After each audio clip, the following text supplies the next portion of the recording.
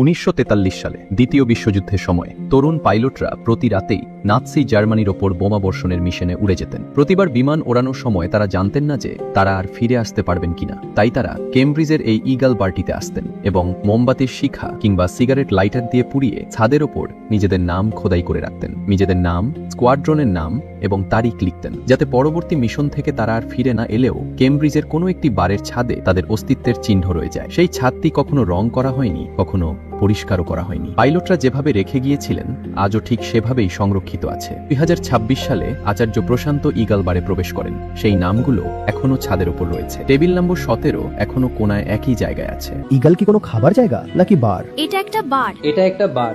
RAF বার? হ্যাঁ হ্যাঁ ঠিক। তো দ্বিতীয় বিশ্বযুদ্ধের পর এটাই সেই জায়গা যেখানে সৈনিকেরা এসে আড্ডা দিত। তো এইবারে দ্বিতীয় বিশ্বযুদ্ধের পর সেই পাইলটরা আসতেন এবং লাইটার ব্যবহার করে দেওয়ালে আর ছাদে ওদের ব্যাজের নাম লিখতেন। সেই সবকিছু এখনো ওভাবেই সংরক্ষণ করে রাখা আছে, এমনকি এখনো আপনি দেখতে পাবেন। চলো যাওয়া যাক, দেখা যাক। আমরা কি ভেতরে যেতে হ্যাঁ পারি? হ্যাঁ হ্যাঁ অবশ্যই। আমাদের কি প্রধান প্রবেশদ্বার দিয়ে যাওয়া উচিত? হ্যাঁ, প্রধান প্রবেশদ্বার। প্রধান প্রবেশদ্বার?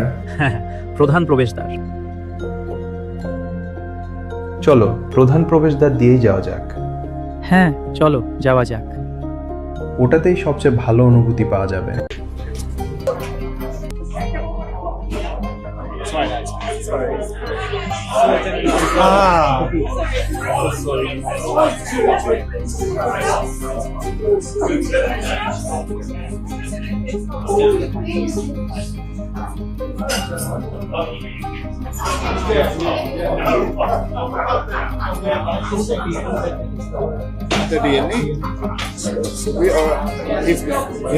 স্যার বসে পড়ি?